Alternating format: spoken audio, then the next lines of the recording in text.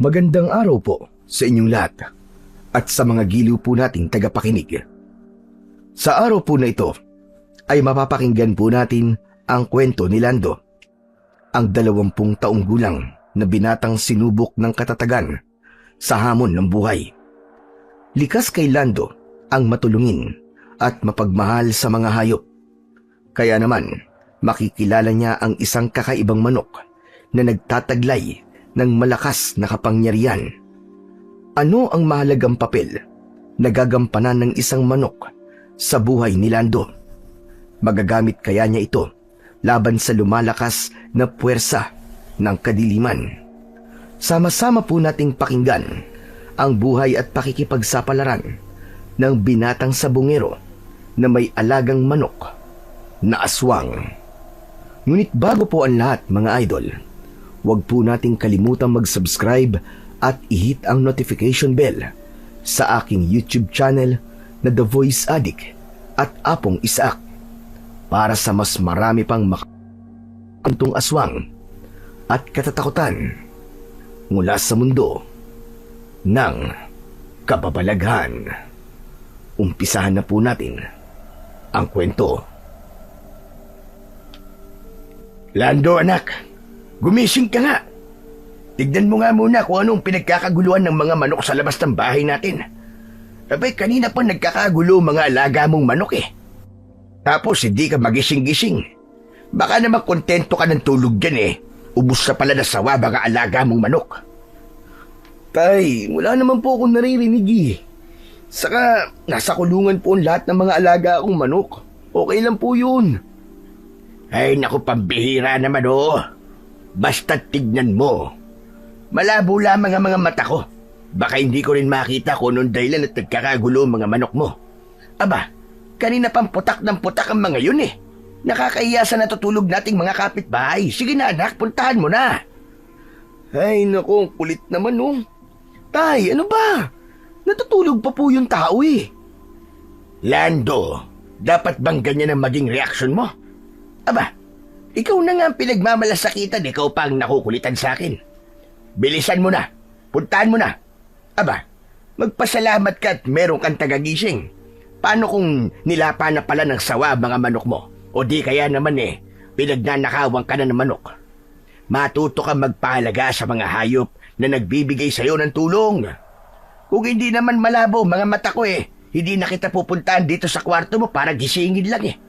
Pambihira ka talagang lalaki ka, oo. Alam mo naman na masakit ang nanay mo eh. Hinahayaan mong mag-ingay ang mga manok mo. Oo na nga po, ito na, bumabangon na. Ang ingay-ingay nyo naman po tay. Ay nako. Aba, bakit hindi ako mag-iingay? Hindi ka pa bumabangon dyan sa higaan mo. Kikilos ka lang yata kapag ubos na ang mga manok mo eh. Napilitan na lamang na bumangon sa katre ang may 20 taong gulang na binatang si Lando. Iniwan niya ang kanyang ama na wala pa rin tigil sa pagsisermon sa kanya. Tinahak niya ang daan palabas ng kanilang bahay. Napatingin siya sa kanilang orasan at pasado 1:00 na yon ng madaling araw. Kinuha niya ang kanyang lumang gasera na nakasabit sa may dingding. Hindi pa naman siya nakakaranas na pagnakawan ng manok, pero madalas nawawalan siya ng manok dahil sa ahas na sawa. Kaya naman, 2 uri lang ang dahilan kung bakit nagkakagulo ang mga ito. Una, ay nakikita ng mga manok na merong ahas na sawa sa kanilang kulungan. At pangalawa, may naliligaw na ibang lahi ng manok na maaaring manakit sa kanilang kasamahang manok. Pagkalabas ni Lando ng bahay, ay sumalubong sa kanya ang malamig na simoy ng hangin. Madilim at tanging huni lamang ng mga insektong panggabi ang naririnig niyang ingay. Pagtapat niya sa kulungan, ay tumingala siya sa bubong nito. Parang nagdahilan ng mga manok dahil nang lumapit siya, ay biglang tumahimik ang mga ito. Anak ng pato naman talaga, oo. Ano kaya ang dahilan na nagkakagulo kayo? Wala namang ibang nandito. Wala rin namang ahas. Sinipat-sipat ni Lando ang madilim na bahagi ng kulungan. Ganon din ang punong katabi nito. Ngunit wala siyang nakikitang ibang hayop roon. Nang matiyak niya na wala namang ahas sa kulungan, ay nagsimula na siyang humakbang papunta sana sa loob ng kanilang bahay. Ngunit bigla niyang napansin ang ilang patak ng dugo sa lupa. Akma na sanang susuriin niya yon, nang mula sa kanyang tabi ay nahulog ang isang kulay pulang manok na tandang. Paika-ika ito sa paglalakad at halatang may sugat sa paa. Napakunot ang kanyang noo dahil alam niyang hindi ito sa kanya. Tangka na sanang dadamputin ito ni Lando nang biglang umalingaw-ngaw ulit ang malakas na pagputak ng mga inahing manok. Ang ibang mga tandang na nakakulong sa poultry ay sunod-sunod din ang pagtilaok kahit hindi pa naman oras ng pagtilaok ng mga ito. Kinilabutan siya at nagdadalawang isip kung hahawakan ba niya ang kakaibang tandang o hindi. Inalala niya na lang na baka pag-aari ito ng iba at mapagbintangan siyang nagnakaw nito. Kaya naman, hindi niya ito pinansin at iiwan niya sana sa lupa. Pero bigla itong lumipad at dumapo sa kanyang balikat. Dala ng kanyang gulat ay nabitiwan niya ang gasera at bumagsak siya sa lupa. Nahulog ito sa kanyang balikat at pumatak sa nakabukan niyang hita. Tumalon ito ng bahagya at tila ba nagmamakaawa na ito. Nagamutin niya. Likas kay Lando ang matulungin at mapagmahal sa mga hayop. Kaya naman, wala na siyang nagawa kundi ang ipasok ang manok sa loob ng kanilang bahay. Nagulat pa siya nang madatnan niya ang kanyang amang si Mang Roman na nakaupo sa silya habang nagkakape. O ano nangyari? Bakit may dala kang tandang? Aba teka, hindi sa atin niya na. Yun na nga tay, kasi po nakita ko po may sugat sa paa, kawawa naman. May natitira pa naman po tayong pinisilin, di ba? Ay nako Lando, mahirap yan. Alam mo naman na talamak ang nakawan dito ng manok. Baka mapagbintangan ka. Ay nako, may bintang pa sa lahat ng kasalanan ng iba. Mabuti na lang at tayo hindi tayo nakakaranas ng pagnakawan ng manok. Tay, alam ko naman po ang ginagawa ko Hindi ko lang po talaga matiis na hindi gamutin ang sugat nitong manok na to. Kung totoong may nag-aalaga po sa manok na to, aba, bakit niya inayaang hindi gamutin ang sugat nito? Antikas pa naman po ng tindigan, tignan nyo. Parang magandang panlaban sa darating na piyesta sa kabilang baryo. Nako, sigurado, papaldo ko nito. Ay, nako, Lando. Magsisimula ka na naman ng pagdayo mo Hala, sige na. Gamutin mo na nga lang ang manok na yan. Parang malalim talaga ang sugat Pagkatapos, pakawalan mo sa labas. Aba, mahirap na, baka mamaya mapagkamalang ka pang magdanakaw. Itinuloy ni Lando ang panggagamot sa sugat ng manok. Wala itong kagalaw-galaw habang tinatahi niya ang sugat nito sa paa. Maya-maya pa ay binudburan niya na ito ng pinisilin. Nang matapos siya sa kanyang ginagawa, ay hindi na muna niya inilabas ang manok dahil biglang nagsalita si Mang Roman. Seryoso itong nakatingin sa mukha niya. Hoy Lando, abay nabalitaan mo na ba yung tungkol sa mga sabongerong nawawala? Sana naman, mag-iingat ka sa mga taong sinasamahan mo. Abay nagpapaalala lamang ako sa iyo, anak. Tay, nag-iingat naman po ako Bakit niyo po ba naitanong yung tungkol sa balita? Hindi po ba't matagal nang may nawawalang sabongero sa baryo natin? Anak, nag-aalala lamang ako sa iyo. Dahil ayaw ko mapahamak ka sa ginagawa mong pagsama-sama sa anak ni Marvin. Hanggat maaari, layuan mo si Alex. Sinasabi ko na nga ba't kay Alex na naman mapupunta ang usapan natin, tay? Kapag wala naman pong ginagawang masama yung tao, wag niyo naman po sanang husgahan. Mabait kasi yung tao sa akin, tay. Kaibigan ko po si Alex. At wala naman po akong nakikitang masama sa ginagawa niya. Anak, ang sa akin lang naman ay paalala. Kaya sana, makinig ka naman sa mga sinasabi ko. Ay, nako. Sige na nga. Tapusin mo na nga yung ginagawa mo at matulog ka na. Ibalik mo na ang manok na yan kung saan mo yan natagpuan. Baka sumabit pa tayo dyan Dito na po muna siya sa loob ng bahay. Baka po kasi mag-ingay na naman yung ibang manok sa labas At hindi na lalo makatulog si nanay. Ay, tay, kumusta na po pala si nanay? Naalala na po ba niya kung saan siya nanggaling kanina? At kung saan niya nakuha ang sugat niya? Yun na nga hindi pa rin. Kapag tinatanong ko, wala raw siyang maalala. Salamat na lang kay Tasyo at kahit papano ay nakita niya talaga ang nanay mo at naiuwi niya rito si Karina. Hindi ko po talaga akalain na magkakasakit si Nanay, Tay. Aba, 2 linggo na po siya nagkakaganyan eh. May lagnat pa rin po ba si Nanay? Ay nako, meron pa rin siyang lagnat. Hindi ko na talaga alam kung anong gagawin ko sa nanay mo Dinala na natin siya sa ospital. Ganon din sa albularyo. Pero hanggang ngayon, hindi pa rin natin nalalaman kung ano nga ba ang sakit niya. Nagtataka na nga rin po ako, Tay. Wala naman po sigurong nagalit kay Nanay para barangin siya o kulamin. Nako, walang ganun sa lugar natin, Lando. Mas naniniwala pa nga ako sa mga aswang kaysa sa kulam-kulam na yan o kahit sa barang. Magkaiba po pala tayo ng paniniwala, Tay. Dahil mas naniniwala po ako sa mga mangkukulam at mambabarang. O hala, sige na. Huwag na tayong magtalo sa bagay na yan. Matulog ka na. At ako naman matutulog na rin. Nahabol na lamang ng tingin ni Lando ang tumayo niyang ama. Naglakad ito papasok sa loob ng kwarto ng mag-asawa habang naiwan naman ito ang isang basong pinag-inuman ng kape na nakapatong sa ibabaw ng lamesa. Hinimas ni Lando ang balahibo ng manok dahil sa tingin niya ay nakatulog na ito. Maya-maya pa ay tumayo na rin siya. Ipinatong niya ang manok sa ibabaw ng lamesa at kinausap yun na parang tao. Diyan ka lang ha. Ang gusto ko pagkagising ko nandiyan ka pa rin. Huwag ka munang lalabas ng bahay at nang hindi mabulabog ang iba kong mga manok. Ngayon lamang kasi sila nakakita ng poging tandang Tila napansin ng binata na tumango ang tandang. Kaya naman, napapangiti siya sa naging tugon nito sa kanya. Bago siya pumasok sa loob ng kanyang kwarto, sumulyap muna siya sa kinaroroonan ng manok. Tila ba nakatitig ito sa kanya, kaya't nakita niya na biglang kumislap ang mga mata ng tandang. Hindi na lamang niya pinansin ang mga mata nito dahil bigla siyang nakaramdam ng antok. Pagsara niya sa pinto ng kanyang silid, ay marahan siyang nahiga sa katre.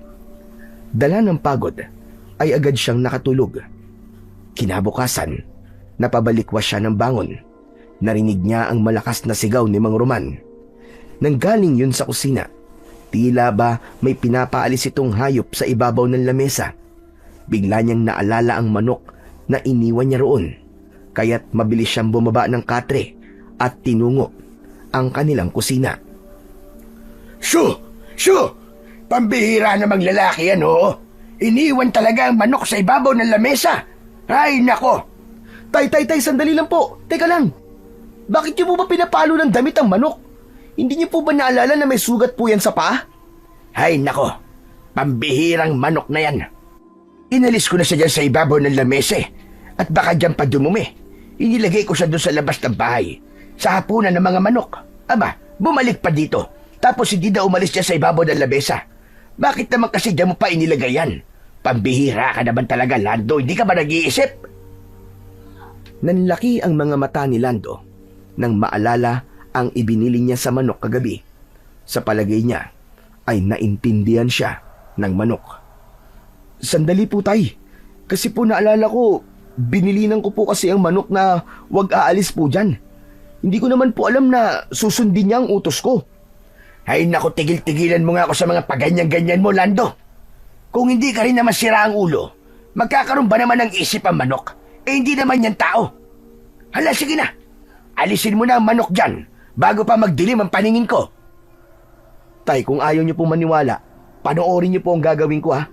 Wala po kasi kayong bilib sa akin Marunong akong bumasa ng isip ng manok. Sa tagal ko ba naman na nag-aalaga ng mga manok halos kabisado ko na po mga galaw nila. Mas lumapit si Lando sa manok na nakatayo sa ibabaw ng lamesa. Ipinitik niya ang kanyang daliri sa harapan nito. Saka siya nagsalita na tila inuutusan niya ang manok. Hoy manok, bumaba ka dyan sa ibabaw ng lamesa at lumabas ka ng bahay.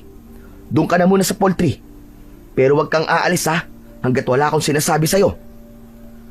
Halos manlaki ang mga mata ni Nalando at Mang Roman nang makita ang ginawa ng manok. Hindi sila makapaniwala sa kanilang nasaksihan. Idinipa ng tandang ang pakpak nito at lumabas ng kanilang bahay. Saka narinig nila ang pagtilaok nito sa loob ng poultry. Para bang sinasabi nito na nandun na siya. Napatalon sa tuwa si Lando dahil ngayon lamang siya nakakita ng ganung klaseng manok. Diyos ko, anak ng Teting. Ano ba klaseng tandang yan? Pambihira. Ngayon lamang ako nakakita ng ganung klaseng manok ka. Hindi kaya mahusay rin niyang panabong? O ano tay, naniwala na po kayo sa akin. Sabi ko sa inyo matalino ang manok na yan. Naku tay, kapag nagkataon, parang nakikinita-kinita ko na. Makakahawak na tayo ng malaking halaga ng pera. May papagamot na po natin si nanay. Nararamdaman ko po na palagi siyang mananalo sa laban. Pero anak, hindi natin alam kung kaninong manok na yan Wala naman po akong balak na kunin yung manok tay. Pero hanggat wala po naghahanap sa kanya, sa atin na muna siya. Tayo muna ang mag-aalaga sa kanya. Dala ng tuwa ay sinubukan ni Lando na sundan sa labas ang manok na tandang. Kaya nagulat siya nang makita niya itong nagbabantay sa loob ng nakabukas na poultry. Hindi rin nag-iingay ang mga manok na naroon. Pinagmasdan niyang mabuti ang tandang. Kaya naman, nilapitan niya ito para muling buhatin. Tinitigan niya ito at nagulat siya nang biglang kumislap ang kulay pula nitong mga mata. Nakita niya rin yon kagabi dahil tila may narinig siyang tinig sa tuwing tinititigan niya ang mga mata nito. Ngunit hindi nagpadala sa takot si Lando. Lalo niyang pinagmasdan ang mga mata nito. Pilit niyang iniintindi kung ano ang ibig sabihin ng tingin nito. Maraming salamat, Lando. Ginamot mo ang sugat ko. Uy! Nakakapagsalita ka? Teka, paano nangyari yun? Hindi naman ako nakakapagsalita Naiintindihan mo lang kung anong ibig kong sabihin. Teka, sandali lang ha. Naguguluhan ako sa iyo Ang ibig mo sabihin Kapag mapagmahal ka sa mga manok o hayop, maiintindihan mo kung anong ibig kong sabihin. Bali, ikaw lang ang may kakayahang umintindi sa sinasabi ko.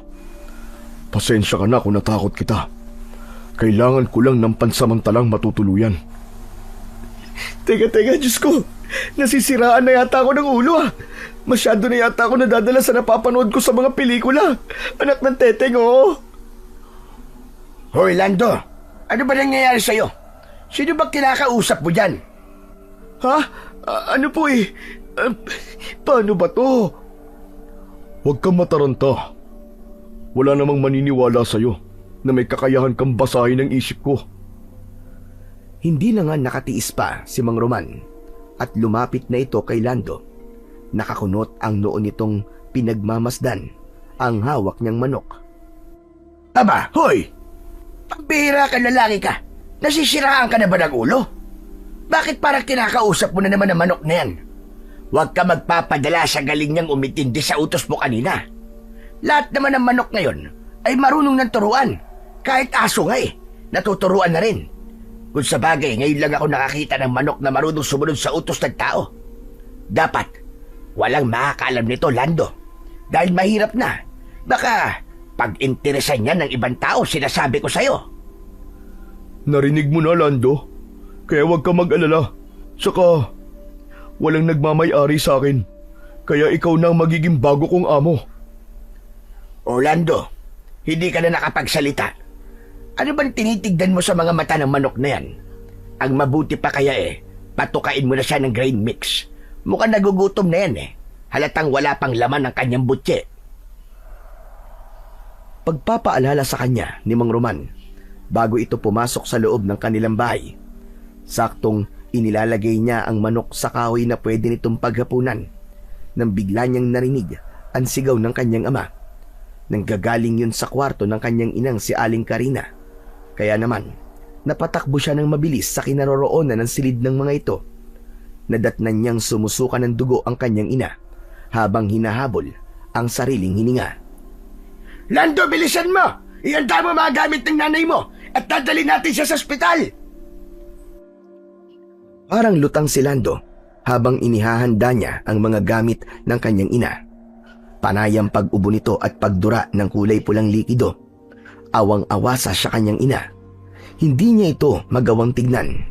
Ilang beses na silang nagpasuri sa doktor, ngunit walang nakikitang dahilan ang mga ito kung bakit nagkakaganon ang kanyang ina.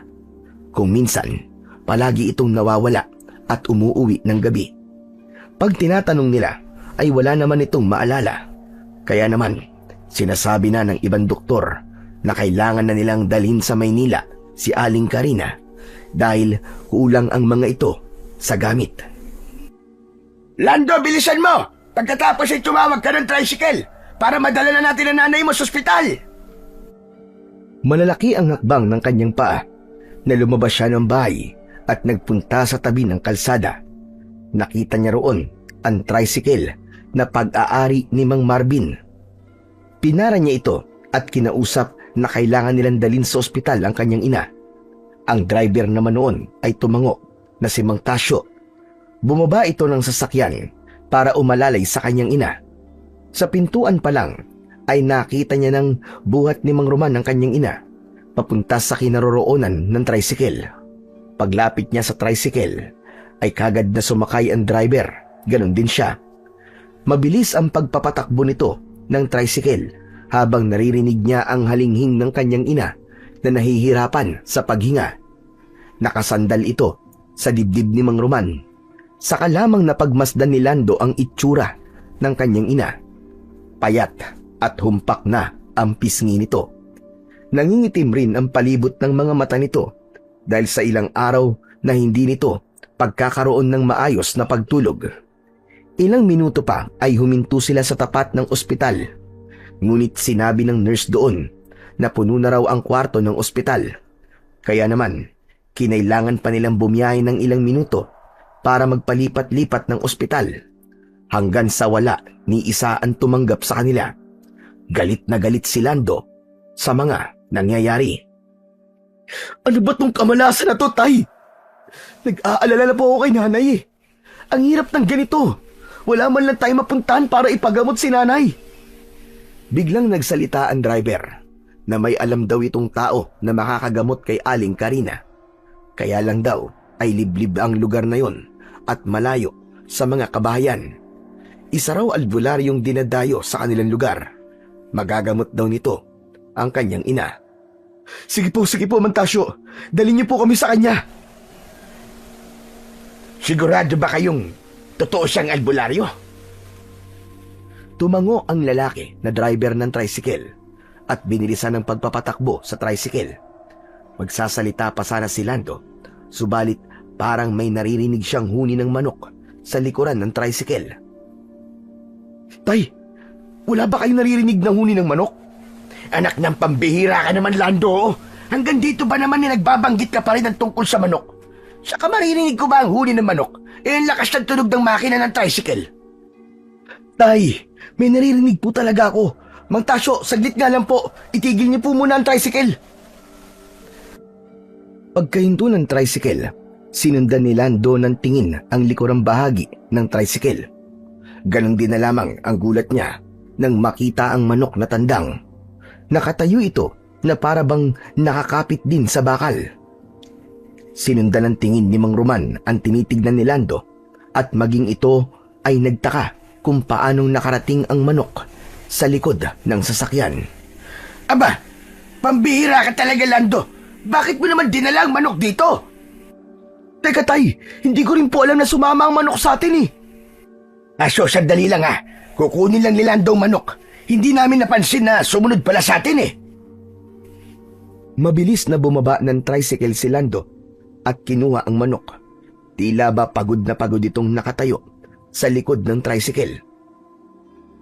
Ikaw talaga oh. Bakit ka naman sumunod dito? Paano kung nahulog ka?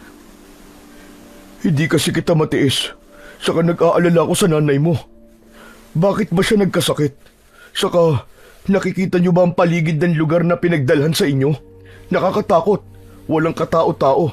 Saka matataas sa mga punong kahoy. Aba, Lando, hindi ka ba papapasok dito? May pasyente tayo. Pambihira ka ang nanay mo, oh. Saka lang naalala ni Lando ang tungkol sa kanyang ina, kaya't hindi na niya natanong ang manok kung bakit ito nag-aalala. Nang makasakay siya ng tricycle, nagsimula na yung umandar. Sa kanya kinausap ang manok. Hindi naman siya napapansin ng driver dahil abala ito sa pagmamaneho. Teka lang, ano nga ba ang papangalan ko sa'yo? Castor na lang.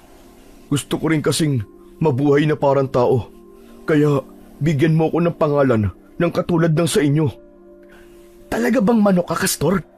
Para kasing hindi ako makapaniwalang nagagawa mo makipag-usap sa akin na parang tao eh. Nakaka-elibs ka. Dahil yun ang pagkakaunawa mo kapag tumitingin ka sa mga mata ko. Teka, sandali lang. Sigurado ba kayong pupunta kayo sa bahay ng albularyong sinasabi ng driver? Wala nang ibang paraan, Castor eh. Baka mapano pa si nanay kung matatagalan ang pagpapagamot sa kanya. Hindi na nagtanong si Castor kay Lando dahil may narinig na silang kakaibang huni sa paligid. Nagtaasan ang mga balahibo sa katawan ni Lando at bigla na lamang napatigil ang kanilang sasakyan sa gitna ng madilim na bahagi ng kakawyan.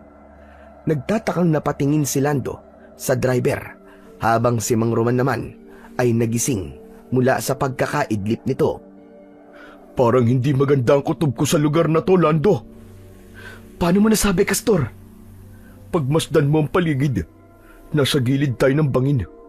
Madilim na ang tanging natitirang liwanag lamang ay ang ilaw ng ating sasakyan. Teka, ano ba nangyayari?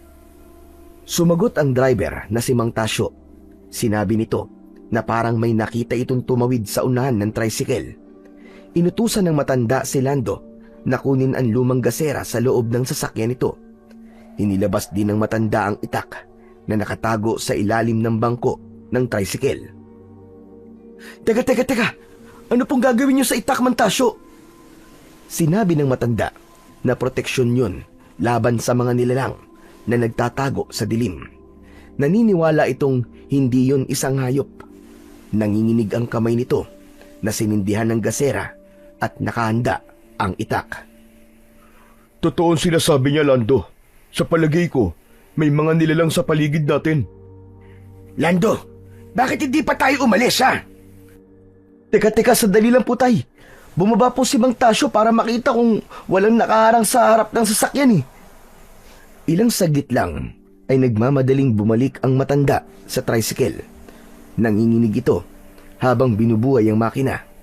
Mula sa kinauupuan ni Lando ay nakita niya ang mga nilalang sa unahan ng tricycle.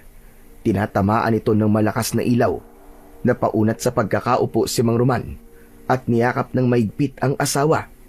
Si Castor naman ay biglang lumipad papalayo sa kinaroroonan ng sasakyan. Inisip ni Lando na maging ang manok ay natakot sa mga nilalang na nakaharang sa kanilang daraanan. Maya-maya pa ay lumabas mula sa kakawyan ang isang matangkad na nilalang. Nakangisi itong masama ang tingin na parang tumatagos sa loob ng tricycle. Napatingin si Lando sa kinaroroonan ng kanyang ina, kaya't napansin niyang napapalibutan sila ng mga nilalang na may pakpak. Ang ibang mga alagad nito ay nagsilabasan din mula sa kanilang mga pinagtataguan. Idagdag pa ang ibang mga nilalang na dahan-dahang lumalapit sa kanilang sasakyan. Kaya naman si Mang Tasyo ay muling bumaba at sinabi nitong natsyempuan sila ng mga aswang na ang pakay ay ang kanyang ina na may sakit. Diyos ko po, Mang Tasyo, ano pong klaseng nilalang ang mga yan? Tao po ba sila o hayop? Bakit hinaharangan po nila tayo? Sumagot si Mang Tasyo na marahil daw ay kanina pa silang sinusundan ng mga aswang na tiktik dahil naaamoy raw ng mga ito ang kanilang bibiktimahin. Ganun po, Mang Tasyo. Si nanay po ang pakay nila dahil kumakain sila ng taong may sakit. Diyos ko, totoo po pala ang mga aswang. Hindi ba't nasa harap na natin sila? Pambira ka naman, Lando. Mag-iingat ka. Tulungan mo si Tasyo kung paano may tataboy ang mga hayop na yan. Alam ko tungkol sa mga aswang na tiktik. Dahil may kakayahan silang mag-anyong manok, baboy ramo at kung minsan ay mga aso. Lando, gamitin mo ang konting nalalaman mo sa larangan ng pakikipaglaban gamit ang sipa at kamao. Pero, napakalapit ng po nila sa atin, Tay. Tsaka marami sila. At hindi ko sila kakayanin. Hindi ko alam kung sino sa kanila ang una kong lalabanan. Wala na tayong ibang paraan, anak. Buhay na ng nanay mo nakataya rito. Huwag mong ipapalat at takot ka. Ang aswang na kumakain ng mga taong may sakit ay higit na mapanganib kaysa sa ibang aswang. Kaya bilisan mo na. Samahan mo si Tasyo sa labas. Kung hindi natin ito gagawin, papatayin nila tayo. Kahit na anong sabihin ni Mang Roman, hindi talaga mawawala kay Lando ang hindi matakot sa itsura ng mga aswang na tiktik. Mga nakadipa ang mga braso nito na mataas ang tenga, lampas hanggang ulo. Ang mukha ng mga ito ay sa paniki at may kakayahang lumipad. Ipinakita ng pinuno ng aswang ang malasinulid nitong dila, habang ang mga alagad nito ay nagsimula ng lumipad sa impapawid. Kaya napansin din niya ang paa nito na parang sa kamay ng lawin na kayang dumagit ng tao. Umikot ang mga yon sa tapat ng kanilang tricycle na tila ba humahanap ng tiyempo. Naisip ni Lando na ipakita niyang hindi siya natatakot sa mga ito, habang si Mang Tasyo ay nakahanda sa pag-atake sa mga aswang. Hoy! Lumayo kayo mga pangit na aswang! Hindi ako natatakot sa inyo. Subukan niyo rin lumapit at pupugutan ko talaga kayo ng ulo. Huli na, para bawiin ni Lando ang kanyang sinabi. Hindi niya naalala na wala nga pala siyang dalang itak. Magsasalita pa sana siya nang mula sa kakawyan ay tumambling papalapit sa kanila ang isang lalaking balot ng kulay itim na tela sa katawan. Akala niya kalaban ito, ngunit mabilis itong tumalon papalapit sa kinaroroonan ng mga aswang. Agad nitong kinalaban ng mga aswang. Sa husay ng lalaki ay marami kagad itong napatumba. Bumubula ang bibig ng aswang kapag tinatamaan ng kamao nito ang katawan ng tiktik.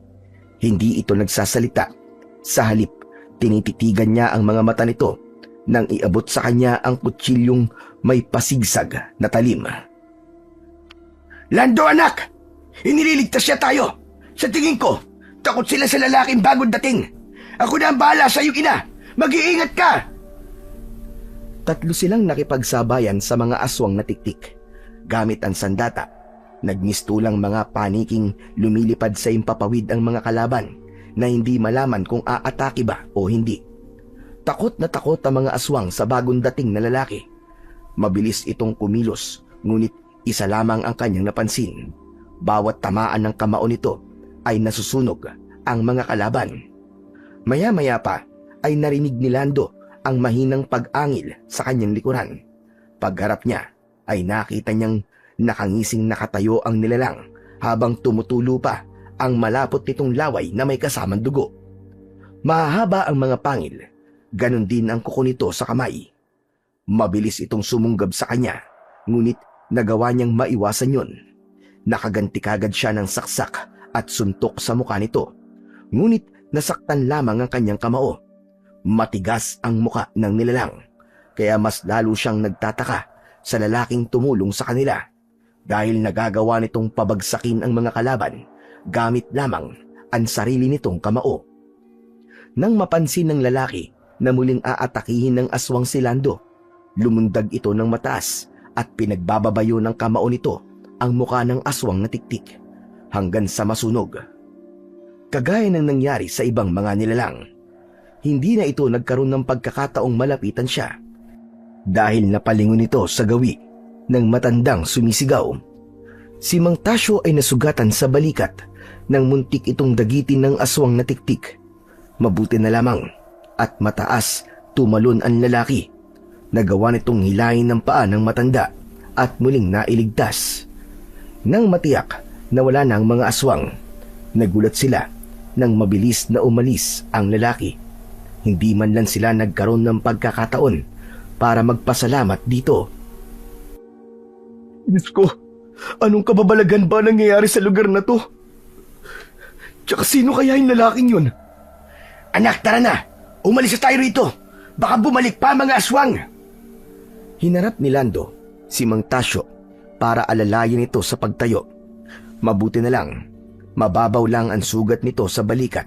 Kung hindi, dahil sa lalaking tumulong sa kanila, maaaring napahamak na silang lahat. Kaya niyo po bang magmaneho, Mang Tasyo? Tumango ang matanda habang pangiwi-ngiwi ang muka dahil sa sakit. Nilingon muna ni Lando ang kanyang ina. Takot na takot itong nakayakap kay Mang Roman. Nakahinga siya ng maluwag dahil walang nangyaring masama sa kanyang mga magulang. Itinabi na muna niya ang kutsilyong ibinigay sa kanya ng misteryosong lalaki. Bigla niyang naalala ang kanyang alagang manok na si Castor. Kaya naman, mabilis niyang inilinga ang kanyang paningin sa paligid para hanapin ang manok. Maya-maya pa ay narinig niyang sumigaw ang kanyang ama. Lando! Ano pa bang ginagawa mo? Tara na! Pambihira ka! Ano bang hinahanap mo dyan? Tay, si Castor po. Dito lang po siya lumipad kanina eh. Castor, nasan ka na ba? Hey, nako! Iwanan na natin yan! Ipagpapalit mo ba ang buhay ng nanay mo kaysa sa buhay ng manok mo? Pambihira ka! Bilisan mo na! Tay, sandali lang po. Hindi ko po iiwan si Castor. Mas lalong binilisan ni Lando ang paghahanap sa kanyang manok. Lumawak ang ngiti niya sa labi nang makita ang alagang si Castor. Natutulog ito sa damuhan. Pambihira ka naman. Nagkakagulo na kami't natutulog ka lang pala dyan. Tara na! Ay, salamat at nahanap din kita. Kung hindi, iiwan talaga kita. Siyempre, marunong din naman ako matakot, no? Harangin ba naman tayo ng mga nilalang na yun eh? Mas pangit pa yata sa akin. Napapangiting binuhat ni Lando ang manok na si Castor. Saka naupo sa backride ng tricycle. Maya-maya pa ay muling pinaarangkada ng matanda ang kanilang sasakyan at tumuloy pa rin sa liblib na baryo ng San Benito, kung saan ay doon daw nakatira ang matandang albularyo na si Lolo Ato. Pagkalipas ng ilang minutong pagmamaneo ay sa wakas narating nila ang bahay ng matanda na nakatayo sa gitna ng matataas na kakahuyan. Iniwan muna saglit ni Lando ang manok sa loob ng kanilang sasakyan at tinulungan niya ang kanyang ama na alalayan si Aling Karina sa paglalakad. Nauna namang maglakad si Lolo Tasyo para gisingin ang matandang si Lolo Ato. Maya-maya pa ay kumalat ang liwanag ng ilawang gasera sa buong bahay ng matanda. Nakita niyang maganda ang pagkakagawa ng bahay. Gawa yun sa anaw at kawayan na may iba't ibang disenyo na maganda sa paningin. Habang ang mga halaman naman ay nakasabit sa bubong na nakadagdag sa kalmadong paligid ng bahay ni Lolo Ato. Aba! Bakit napasugod kayo dito, Tasyo? Sumagot si Mang Tasyo at ikinuwento ng matanda ang mga nangyari sa kanila, kung bakit sila pumunta sa bahay nito. Pinagmasdan ni Lolo Ato ang ina ni Lando at nagmamadali itong nilakihan ng pagkabukas ng pintuan para makapasok sila. Madali kayo! Pumasok na kayo sa loob ng bahay at ihahanda ko lamang ang mga gamot.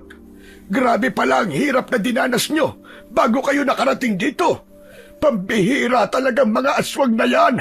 Hindi na maubos-ubos sa mga lintik na yan. Mabagal ang kilos ng may 75 taong gulang na si Lolo Ato habang naghahanda ito ng gamot. Si Lando naman, pagkatapos maupo sa upuang kawayan ay panay na ang linga sa paligid. Agaw pansin sa kanya ang karit na kasinlaki lamang ng tarik ng manok. Meron din itong kaluban na parang may malakas na puwersang humihila sa kanya para hawakan yon. Akma na sanang kukunin niya yon nang bigla siyang nagulat sa biglang pagsigaw ng matanda.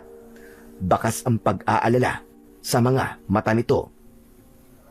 Huwag mong hahawakan ang tari! Kung ayaw mo masugatan, isang sandata yan na gawa sa sinaunang bakal sa panahon pa ng mga Hapon. Sabungero rin po ba kayo, Lolo Ato? At alam ko po na maganda po ang taring to. Hindi lang sa manok ginagamit yan. Dahil kaya rin itong pumatay ng mga aswang. Kaya kung talagang gusto mo, pwede ko namang ibigay yan sa iyo. Basta't gagamitin mo lang yan sa kabutihan. Hindi maaaring gumamit ang taong gahaman dahil nawawala ang bisa ng agimat sa tari na yan. Ano po? Agimat po na tari? Kung ganun isa rin po pala kayong antingero. Tama ka. Isa kong albularyong antingero. Marami na ang yumaman sa tari na yan. Palagi yan nakakabalik sa akin dahil nagiging gahaman ang nagmamayari ng sandatang yan. Masyadong sinasamba ang salapi. Kung ganun po, Lolo Ato hindi ko na lamang po yan gagamitin sa sabong. Gagamitin ko na lamang po panlaban sa mga aswang. Muntik na po kami mapahamak ng dahil sa tiktik At bilang kapalit po, sa inyo na lamang po itong kutsilyo. Napakunot ang noo ng matanda nang makita nito ang kutsilyo. Nagtataka itong napatingin sa mukha ni Lando, ngunit nang maikwento niya ang tungkol sa pagkakaligtas sa kanila ng lalaki, lumawak ang ngiti sa labi nito. Inihanda muna ni Lolo Ato ang mga gamot. Pagkatapos ay nilapitan ang nangihinang si Aling Karina. Lahat sila ay naghihintay sa resulta ng pagsusuri nito sa kalagayan ng kanyang ina. Si Mang Roman naman ay kanina pang walang imik habang nakatingin sa muka ni Lolo Ato. Maya-maya pa ay kinausap ng matanda si Lando. Sa tingin ko, ginamitan ng iyong ina ng hipnotismo ng aswang na tiktik. Meron siyang nakita na hindi dapat makita ng isang ordinaryong tao. Kaya siya nagkaroon ng ganitong klaseng karamdaman. Batay sa nakikita kong kulay ng kanyang mga mata. Siya ang gagamiting alay para sa darating na pagpula ng buwan. Nahaamoy ng mga aswang na tiktik ang babaeng may sakit. Kaya palagi kayong nasusundan ng mga aswang. Pero Lolo Ato, bakit si nanay po magiging alay? Sa pagkakaalam ko po, ang mga nagiging alay po yung dalaga pong birhen.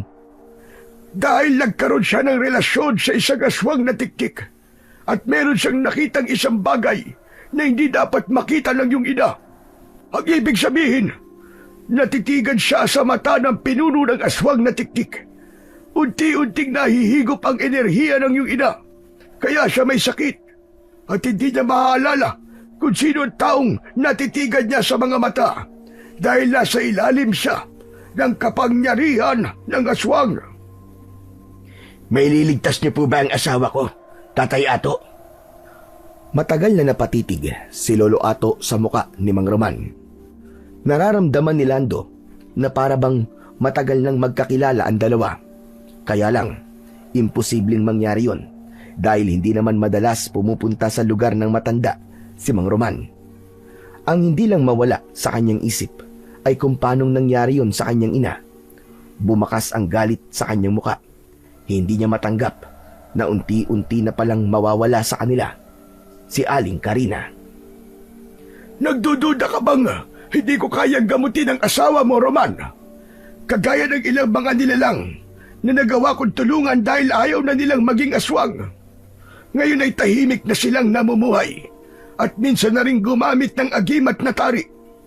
Maraming salamat sa Diyos at kahit papano, mabubuting nilalang ang mga natutulungan ko. Kaya lang ay hindi talaga naiiwasang maligaw sila ng landas.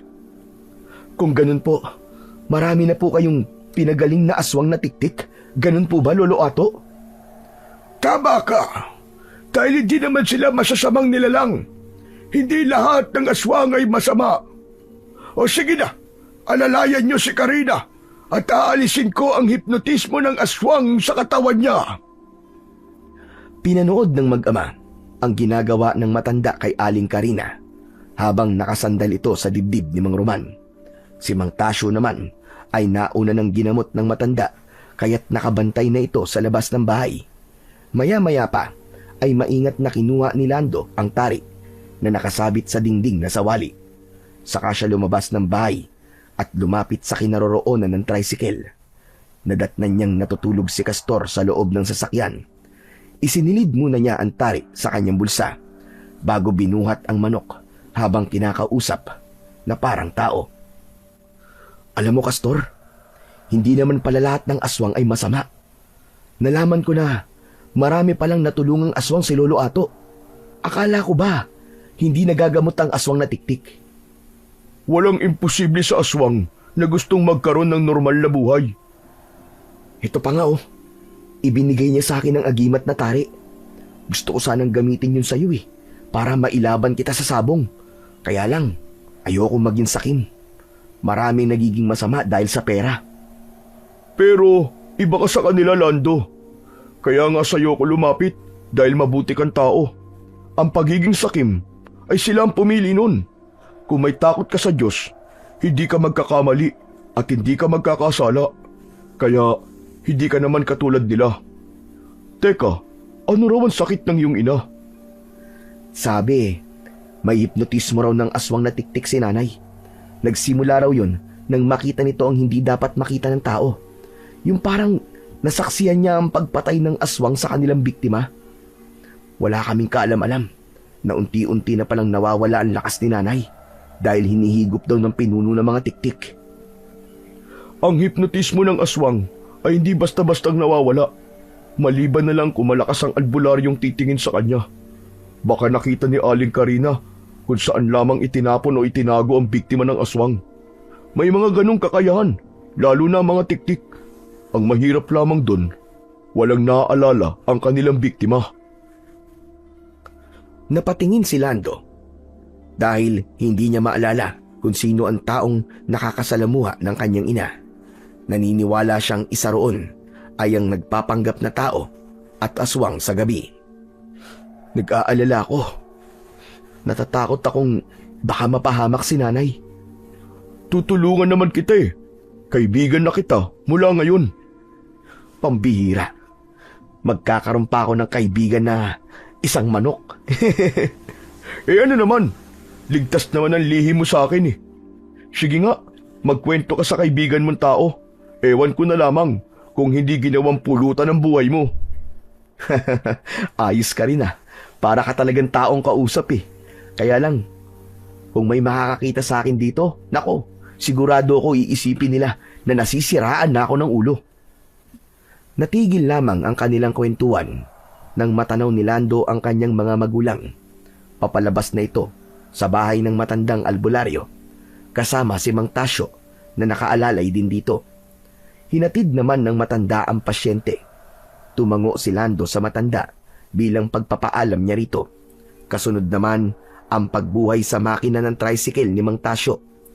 Niyakap niya si Castor at inabala ang tingin sa paligid habang tumatakbo ang sasakyan.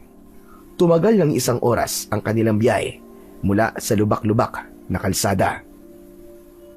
Nang makarating sila sa bahay, ay sobra silang nagpasalamat kay Mang Tasyo na muntik pang mapahamak nang dahil sa pagmamalasakit sa kanila. Tumatanaw lang din daw ito ng utang na loob kay Lando nang minsan na rin niya itong natulungan nang manganganak ang asawa nito. Binigyan niya ito ng pera nang hindi ito nakahiram ng pera kay Mang Marvin. Si Mang Marvin ang may-ari ng mga tricycle na pampasada. Halos konti lang ang kinikita ni Mang Tasyo dahil kailangan nitong ibigay ang kalahati ng kinikita nila sa pagpapasada ng tricycle. Maliban pa sa sinasabing boundary. Pagkababa nila sa sasakyan ay sumalubong naman sa kanila ang galit na si Mang Marvin. Hoy Tasyo! Hindi ko alam na gagamihin ka sa pag-uwi Aba, may nakarating sa akin balita na ginamit mo raw na pangpasada ang sasakyan ko para magatid ng pasyente sa kabilang baryo. Abay, ibang usapan ng bayad kapag ganon. Halos maubos ang paliwanag ni Mang Tasyo kay Mang Marvin. Kaya naman, nakialam na si Mang Roman. Iniabot nito ang pera kay Mang Marvin. Sapat ang bayad para sa 2 araw na biyahe ni Mang Tasyo. Saka lang itong tumigil habang nagbibilang ng pera. O ayan, siguro naman sapat na ang perang yan para hindi ka nang umaungaw na parang manok. Ibigay mo ang nararapat para kay Tasyo. Halika na, Lando. Tasyo, maraming salamat nga pala sa pag-aatid sa amin Nahabol na lamang ng tingin ni Mang Marvin ang papalayong mag-anak, habang si Lando naman ay yakap ng maigpit ang kanyang tandang. Batay sa reaksyon ng lalaki ay napahiya ito. Tay, natitiyak kong hindi bibigyan ni Mang Marvin si Mang Tasyo ng kinita niya. Alam ko, kaya nga binigyan ko ng hiwalay na bayad si Tasyo. Kapag binigyan siya ng lalaking yun, abay swerte niya.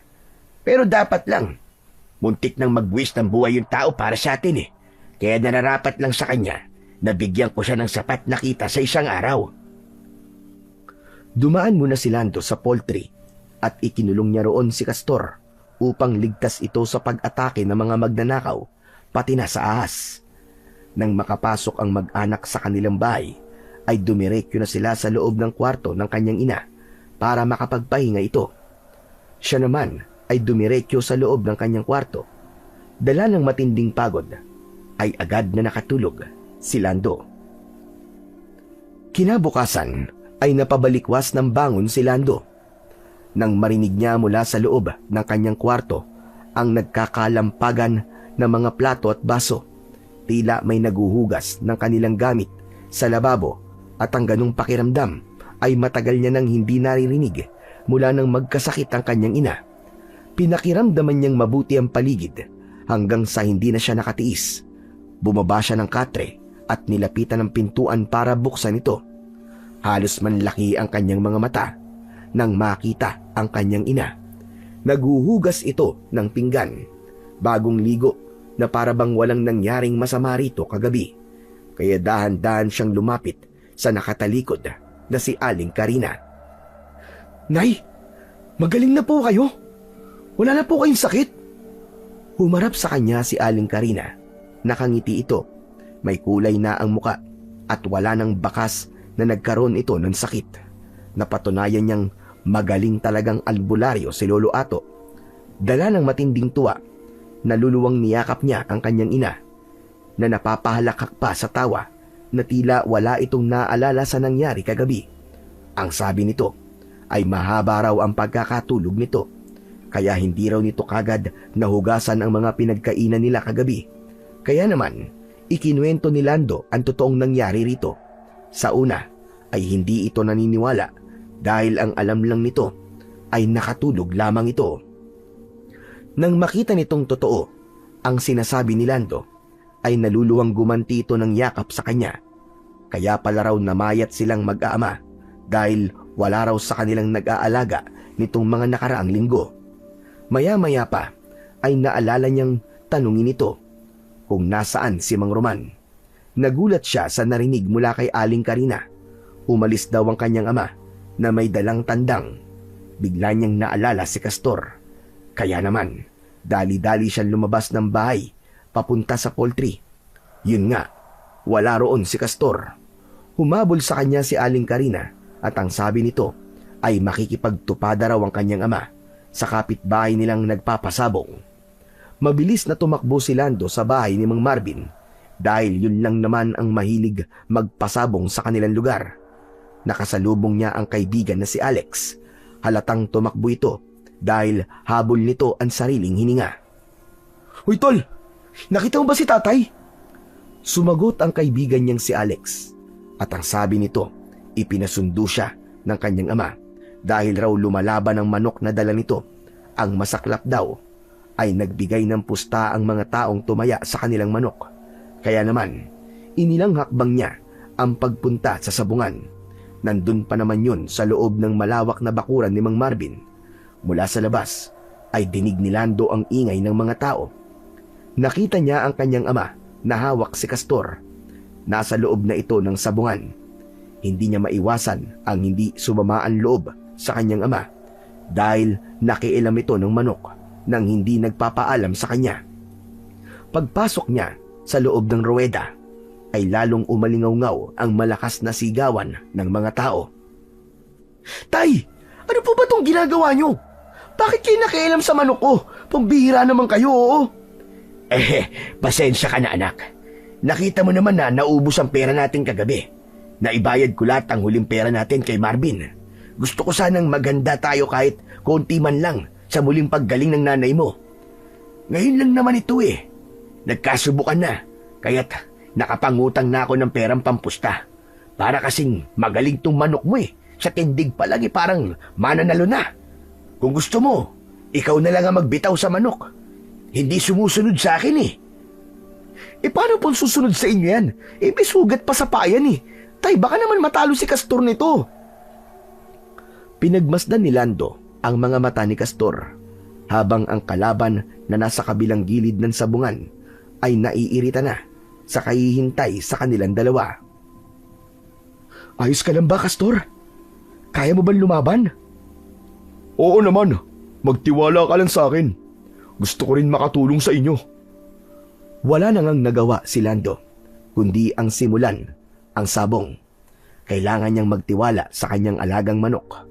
Nahagip ng kanyang paningin ang nakakalokong ngiti ni Mang Marvin habang nakatingin ito sa sugat sa paa ng kanyang manok. Iniisip siguro nito na malaki ang posibilidad na mananalo ang manok nito dahil may sugat sa paa ang kanyang manok. Kaya naman, hindi naiwasan ni Lando ang hindi mag-alala. Sa pagbitaw niya sa manok, ay umalingaw-ngaw ang sigawan ng mga taong may pusta sa kabilang manok. Sa una pa lang ng pagbira ng tari ni Castor sa kalaban nito, ay napuruhan kagad nito ang kalabang manok. Tila tumigil ang oras ng mga sandaling yon dahil nanalo si Castor. Biyabit sa kilikili ang manok. Ang nakakapagtaka pa, tila nanigas ang katawan ng kalaban nang tamaan ito ng tari ng manok niya. Napatalon sa tuwa ang kanyang ama dahil panalo sila sa laban. At dahil walang tinamong sugat si Castor, umugong na naman ang pustahan na muli itong ilaban sa iba. Ngunit sa pagkakataong yon, si Mang Marvin na ang may hawak sa manok. Nakangisi itong nakatingin kay Lando. Ang lahat ng panalo nila ay ipinusta ng kanyang ama sa kanyang manok. Halata ang pagkairita sa muka ni Mang Marvin nang matalo nila ito sa laban. Kaya lang, tila may napansin siyang kakaiba sa hawak nitong manok. Ang mga mata ng manok, katulad ng mga mata ni Castor. Bumundol lang kaba sa kanyang dibdib habang hawak si Castor. Bakit kaya kakaiba rin ang mga mata ng manok ngayon? Pabulong na saad ni Lando sa kanyang sarili. Pilit na lamang niyang iwinaksi sa kanyang isip ang pag-aalalang yun. Kaya naman, nagdadalawang isip siyang bitiwan ang kanyang manok na agad namang napansin ni Mang Marvin. O ano? Natatakot ba kayong matalo sa manok ko? Mababawi ko ang talo ko. Sigurado na ang panalo ko ngayon. Lando anak, bitiwan mo na. Ano ba nangyayari sa'yo? Huwag mo kong alalahanin, Lando. Mananalo tayo. Alam ko yun. Nagtiwala ulit si Lando sa sinabi ni Castor, habang si Mang Marvin ay abot tenga ang ngiti nang makitang lumapit sa gitna ng ruweda si Lando. Saktong pagbitaw nila sa kanilang manok, mabilis na nakalipad si Castor. Naiwasan nito ang tari na tatama sana sa leeg nito. Sa pag-ikot ni Castor, tinamaan nito ang leeg ng kalaban at natadtad ng saksak sa iba't ibang parte ng katawan. Halos mabingi ang mag-ama sa malakas na sigawan ng mga taong pumusta sa kanilang manok dahil dihado ito. Hindi nakaporma ang manok ni Mang Marvin sa mabangis niyang panabong habang nagkikisay ang katawan nito sa lupa. Muli silang nanalo. Halos maluwa ang kanyang ama na nagsisisigaw at nagtatatalon dahil sa tuwa. Ngunit sumigaw si Mang Marvin. Teka, hindi pwede yon. Wala man lang tama sa katawan ng manok nila. Malinaw na dinaya nila ako. Tumigil ka. Kitang-kita na malinis ang laban. Panalo kami ng anak ko. Hindi. May lasod yata ang tari ng manok nyo. Kaya hindi nakakaganti ang mga manok ko. Bakit, Mang Marvin? Ngayon lang po ba nyo naranasang matalo? Mas lalong bumakas ang galit sa muka ni Mang Marvin. Pero nang hindi pumabor sa lalaki ang mga tao, ay napilitan itong tanggapin ang pagkatalo. Napansin ni Lando na masama ang tingin ni Mang Marvin sa mga taong kumampi sa kanya. Kaya naman, lumabas ito ng ruweda at ipinatigil ang paglalaro. Pinauwi ang mga tao. Naiwan si Alex na masama ang tingin sa kanila ni Mang Roman. Tila ba nagalit ito sa kanila dahil sa pagkakatalo ng ama nito. Tara na anak, umalis na tayo rito. Ang mahalaga, panalo ang manok natin at hindi tayo nandadaya. Sumulyap si Lando sa gawin ni Alex at nakita niyang dinampot nito ang namatay na manok. Dinala nito sa pag-uwi. Dapat sana ay sa kanila yun dahil panalo sila. Pero hindi na sila nakipagtalo pa. Pinabayaan nilang mag-ama ang ginawang yun ni Alex. Castor, o ano? Ayos ka lang ba? Ayos lang ako, kaya lang bigla ako nag-alala. Nararamdaman kong gaganti sila. Hindi sila marunong tumanggap ng kanilang pagkatalo. Naniniwala ako sa iyo, Lando. Marunong ka nga magbasa ng isip ng manok. Hindi ako makapaniwalang may ganyan kang kakayahan. Pero tay, yung manok po kanina, para po talagang kakaiba. Natatandaan ko po na maraming beses nang nanalo ang manok na yun at wala pang nakakatalo sa alaga nila. Tanging si Castor lang po ang nakagawa nun sa dalawang manok ni Mang Marvin. Talaga pong nakapagtataka, tay. Napakagaling po ng ipinakitang husay ni Castor sa pakikipaglaban. Hindi ko lang po maiwasan ang hindi mag-alala para sa manok ko. Napansin ko rin, iba ang galing ng manok mong si Castor. Para talaga siyang may isip. Kaya nag-aalala kong manganganib siya sa bahay natin, anak. Marami ang mangangas na manakaw siya. Hindi ko po inahayaang mangyari, tay. Dahil ilalagay ko po si Castor sa loob ng silid ko. Masigurado ko lang po ang kaligtasan niya. Sige po, tara na po. Baka inihintay na po tayo ni nanay. Masiglang lumabas ng sabugan si Mang Roman at Lando. Nakasalubong nila si Mang Marvin kasama ang mga tauhan nito. Humarang si Mang Roman sa kanilang dalawa ni Castor na tila ba pinoprotektahan siya ng kanyang ama. Nagsalita si Mang Marvin habang hawak ang dalawang namatay na manok. Pasensya na, Roman, sa mga nasabi ko kanina. Sa inyo na labang itong manok. Total nanalo naman kayo sa laban. Kaya dapat labang na sa inyo mapunta ang talunan. Naku, wag na. Sa inyo na lamang yan. Pasensya na, pero kailangan na naming umuwi. Mauuna na kami. Ha, kayo ang bahala. Kaya lang masasayang naman ito kung walang kakain. Ang mabuti pa kaya kayo na lamang ang maglibing. Naaawa kasi ako. Ipalibing niya lamang po ninyo sa mga tauhan nyo. Pasensya na po. Baka po kasi kung anong inilagay nyo sa manok nyo. Nag-iingat lang po kami. Ha? Ano ka mo? Ang sabi ng anak ko, salamat sa pagtanggap nyo sa pagkatalo nyo. Hinila ni Mang Roman ang kamay ni Lando at nilampasan nila ang mga tauhan nitong habol ang tingin sa kanila. Pero biglang nagsalita si Mang Marvin. Sandali lang. Alam nyo bang, ngayon lang ako natalo ng ganito sa buong buhay ko. Kung hindi mo ibibenta ang hawak yung manok, pagsisisihan nyo ito. Hindi ko po ibibenta ang manok ko at wala akong dapat pagsisihan. Matuto kayong magpakalalaki at tumanggap ng pagkatalo nyo.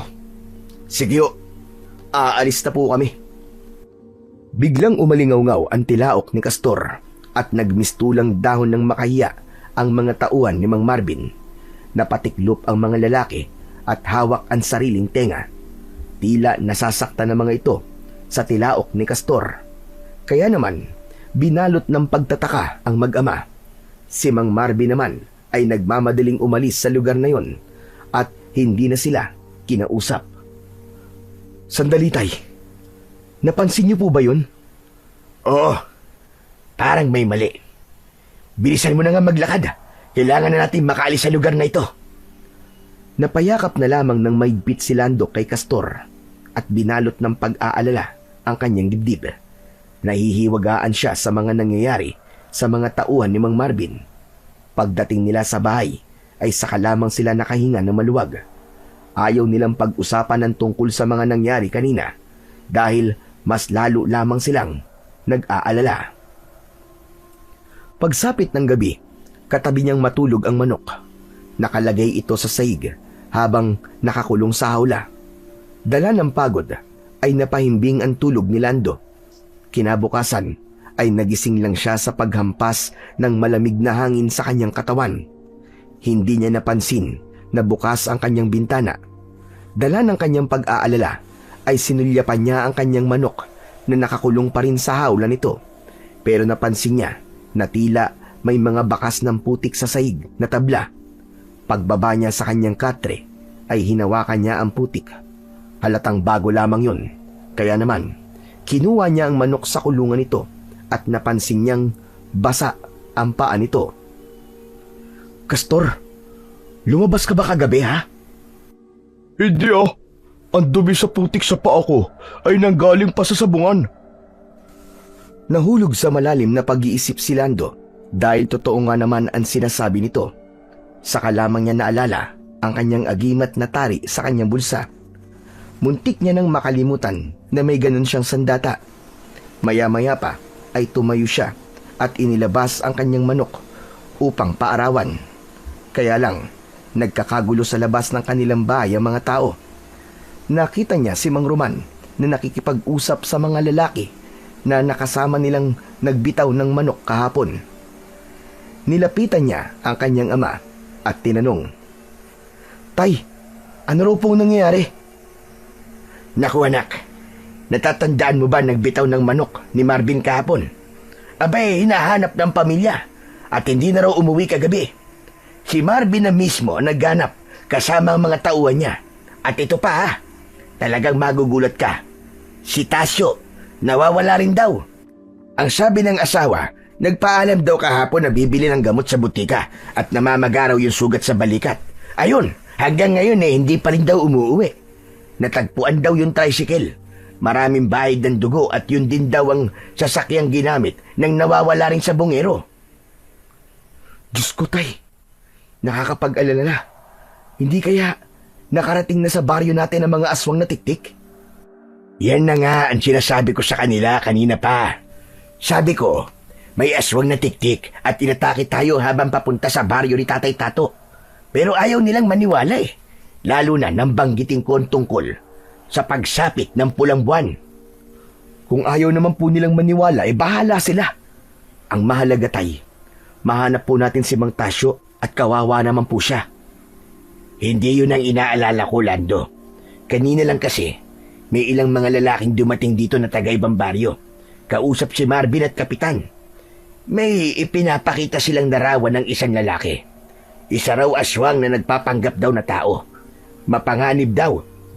At may posibilidad na ito raw ang kumukuha sa mga sabongerong nawawala. Bakit naman po sila sa baryo natin maghahanap? Pambira. Mukha ba tayong tapunan ng mga aswang? Pagkasabi ni Lando, ay tila nagwawala si Castor sa kulungan nito. Kaya naman, nabaling ang kanyang atensyon sa kanyang manok. Teka, parang gusto yatang lumabas ni Castor sa kulungan niya. Kawawa naman. Hayaan mo namang gumala. Aba, malaking halaga ang ibinigay niya sa ating kahapon. Masayang pahayag ni Mang Roman habang nakatingin kay Castor. Magmula nang marinig ni Lando ang tungkol sa balitang yon, ay hindi na halos dinadalaw ng antok si Lando. Gabi-gabi na siyang nag-aalala at halos magdamag na siyang hindi nakakatulog. Maya-maya pa ay muli siyang bumalik sa kanyang higaan. Subalit bigla niyang narinig ang maiingay na tahol ng mga aso sa labas ng kanilang bahay. Umaalulong ang mga ito na para bang may nakikitang nilalang na hindi nakikita ng ordinaryong tao. Kasunod ng pag-iinit ng kanyang agimat na tari sa kanyang bulsa, hanggang sa muling kumalat ang katahimikan sa paligid. Panay ang sulyap niya sa hawla ni Castor. Nakatayo ito at hindi mapakali. Panay ang pag-ikot nito sa kulungan at panay din ang pagpagaspas ng pakpak. Hindi na nakatiis si Lando. Nilapitan niya ito tulad ng dati. Nakakita na naman siya ng bakas sa sahig. Hindi na putik na nanggaling sa paa ng manok, kundi bakas ng paa ng tao papunta sa kulungan ni Castor. Bumundol ang kaba sa kanyang dibdib dahil may nakakapasok sa loob ng kanyang silid nang hindi niya namamalayan.